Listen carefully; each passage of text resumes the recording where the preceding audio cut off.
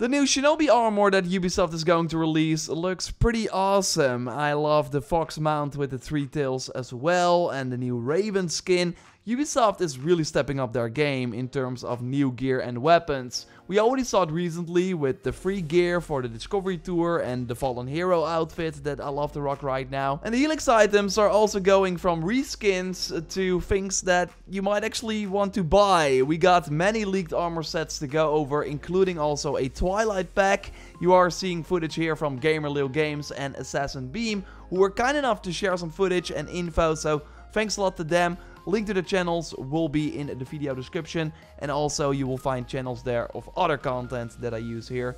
A like on the video would of course really help me out, and let's go. Yes, I am doing a giveaway, so you have a chance to win one of these Helix packs. You can enter via the link in the pinned comment, and be sure you are a subscriber of the channel if you want to participate. Good luck. The mask from the Shinobi set already looks great with the green flames out of the mouth and on the horns, but with a hood on I dig it even more, and this is also the first non-legacy outfit without a cape, which is interesting, and I do think we will see more of these in the future because I think a lot of people want it. So yeah, it's kind of weird actually that after a year it's finally happening. We're finally seeing more outfits like this. Now, what is interesting is that if we go to Andy Reloads, we see that there's also a night version of this armor set as well. And seems like this is a new tactic that Ubisoft is applying for these Helix sets, namely releasing 2 versions of the same armor but with different stats. And we saw that for the steampunk set as well, where we had a gold version which included firebolt increases and also unleashed fire after a few hits. It's pretty powerful.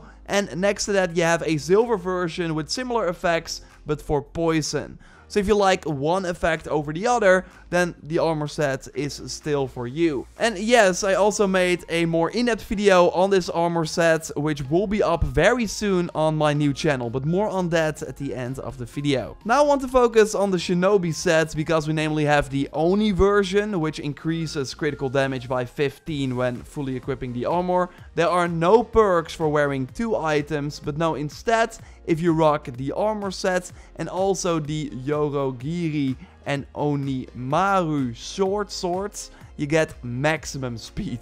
That's pretty wild. And yes, these short swords are katanas, and overall getting katanas in these Assassin's Creed games has always been cool. We of course saw them add one to Origins with the For Honor weapon pack, and we got one for free in Assassin's Creed Odyssey when Ubisoft out of nowhere added brand new items to the blacksmith for us to buy. Still just a very cool thing that they did. I really wish Valhalla had stuff like that, like secrets they added post-launch, like brand new weapons they did not mention or anything. So the weapon in Odyssey was also kind of crazy, increasing your damage by 250%, but you cannot use abilities. Changing the game up drastically would be a cool item to have in Valhalla too. Like, I'm not ruling out that they're maybe trying something like that in the future. Still though, these Valhalla katanas are pretty interesting too. The green version gives 10% crit damage after a kill, or 20% when you fully equip the armor set and the other katana, but when you take damage, you lose the effect. I always love that, like, reward skillful play, so you're better if you do not take damage. That's cool. And we also have the blue katana with 10% crit chance, or 20% also with the full armor and the other katana.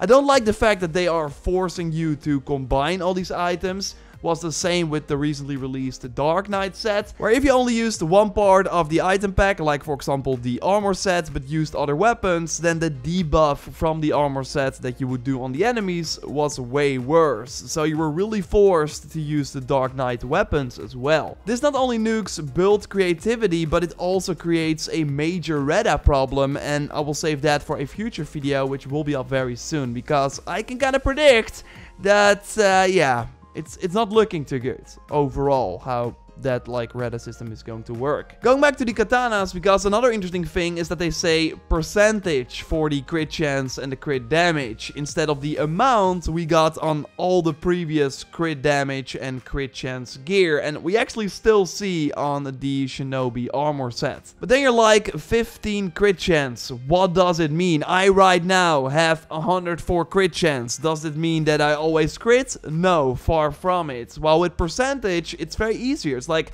100% crit chance, I crit all the time. 20%, okay, 1/5. I'm close to that. So yeah, curious if they will like change that for all the other crit damage and crit chance items. It will be kind of weird if they only did it for the katanas, but we will have to wait and see. I hope your wallet is ready because we got another set that seems to be coming, although this will likely be added as an add-on to the different platform stores, like that you can buy it in the PlayStation Store instead of only in the Helix Store. Kind of what we're seeing with the starter pack they did as well.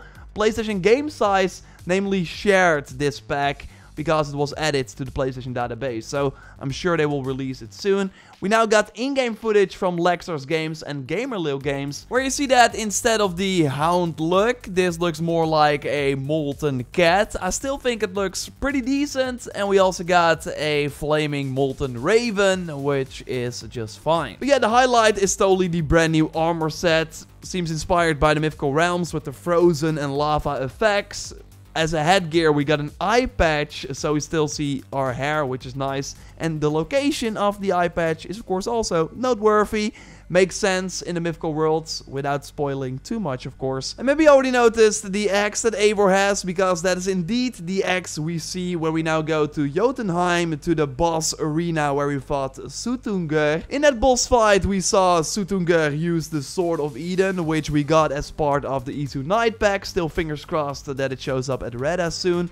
But yeah, Ubisoft is now looking at more of these assets they already created from the looks of it, and are then releasing those as weapons Eivor can use, which makes the two-handed mace as a brand new weapon type in the future even more likely, as we saw both the sword and the axe in concept art from around launch. It's actually the weapon that the builder boss was using. Like, it only makes sense that it will become available later on at some point. The perk on this weapon is pretty crazy. Finishers with this weapon will always deal critical damage, and the critical damage with finishers deal 100% more damage. Yeah, I'm already calculating, okay, using the Shinobi set to get more crit chance, and that blade, that katana. I think you can make a crazy combination right there. But the armor set from the Twilight Pack has another interesting perk. Also, only one that triggers when wearing the full armor set, with ice shards falling from the sky on a light finisher, dealing area of effect damage, reducing the damage of the enemies.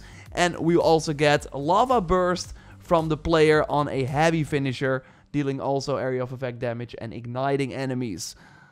Pretty wild, and I'm curious to see that in action. And maybe you already noticed that Ubisoft is also bringing back the weapon packs. We saw that Svartalfheim weapon pack recently, which is also kind of weird because we're getting a Svartalfheim DLC likely in early 2022. And just like with the Twilight Pack and the Svartalfheim weapons, they could be like rewards from that DLC, but instead we're getting them as Helix items before that. So I hope they still have a lot of awesome items to get during that content too. No, but the next weapon pack we are getting is the Shattered Weapon Pack, and I would not be surprised if this launches next week on November 23rd. It comes with 4 items: a bow that has this area of effect on a headshot, as we see in footage from Andy Reloads. Of course, a link to his channel will be in the video description.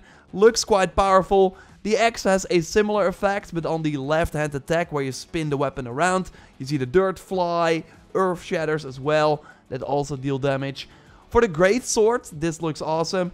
Fragments erupt from the ground on a light finisher, also dealing AoE damage. Again, looks pretty wild. And then the short sword has these fragments appear when you parry, and then you also deal damage to surrounding enemies. So I can't wait to try out these weapons for myself. Again, they are doing really their best to make these items stand out.